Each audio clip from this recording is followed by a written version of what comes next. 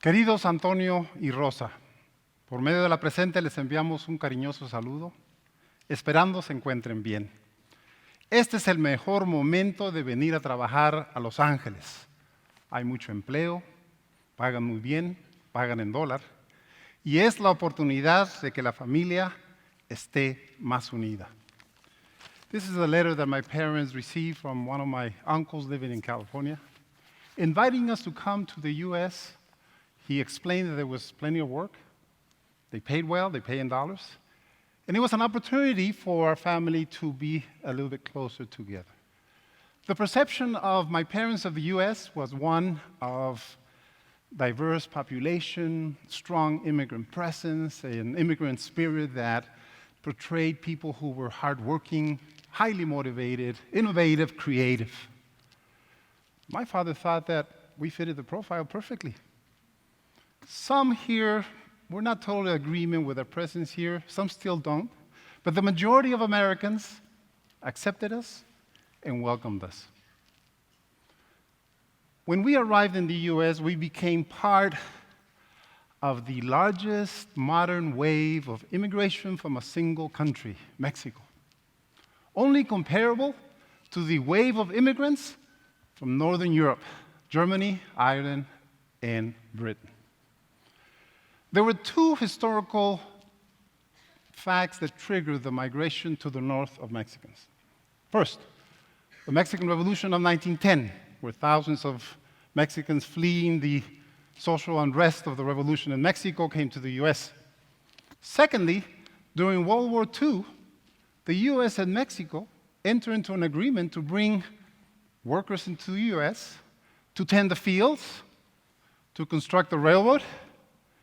The program lasted from 1942 to 1964, and it brought in approximately 4.5 million workers into the US. I was part of that.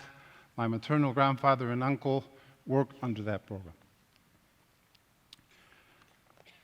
We were living in the US for a few years when we finally got caught without proper documentation.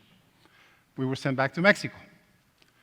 We returned later, and this time we petitioned legally through two of my sisters who had already been born in this country and who were US citizens. At that time, the law permitted US citizen children to petition their parents under this concept of family unity.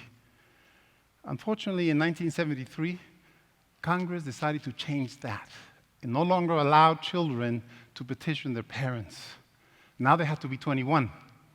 That law is still in place today. That law created massive and vast illegality in our country. There are approximately 11.7 million people living in our country today without proper authorization. You know, I have been in front of large groups of immigrants, mostly from Mexico, Central America, mostly without any documents. And I've asked them one question. Raise your hand if you have a child born in this country, under 21, who's a US citizen. Many, if not all, raised their hand. The status of illegality in this country is very profitable and beneficial to certain industries that enjoy using highly motivated and cheap labor. We know those industries: agriculture, construction, service industries. Congress has been unable to, or unwilling, to pass an immigration reform that is viable. And it goes beyond the politics of the two parties, because both Democrats and Republicans get heavily lobbied by those who have the interest to leave the illegality of status quo intact. Now, let's review very quickly some of the history of the immigration policies of this country. It is very tied to the economics of labor. In fact, at the very beginning, indentured servitude was 50% of the population of the colonies. Indentured servitude was prisoners and poor youth of Northern Europe who were brought to the colonies to work in hard labor for a certain number of years and stay in the country legally after that. And then a very exclusionary policy began to emerge, particularly to try to keep people from other parts of the world. 1884, the Chinese Exclusionary Act was passed to prohibit any further migration from China. 1924, the Quotas Law attempted to eliminate or to limit the immigration from Southern and Eastern Europe, Jews, Arabs, and other Asians. And today, the border wall that is being built between Mexico and the US. Now, there's been an attempt to associate the attacks of 9/11 with the wall.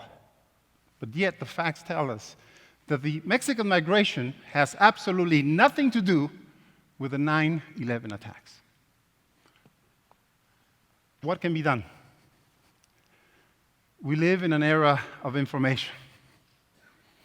We can study the issues, we can confirm the facts, we can verify the sources, and all of that is important because we can avoid falling in the trap of the hysteria of fear.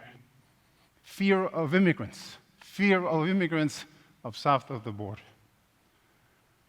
I'm not a real fan of writing a little personal letter to my members of Congress because I've learned that organized money is a lot stronger than that. Only organized people power can match that. And that can be accomplished by the active participation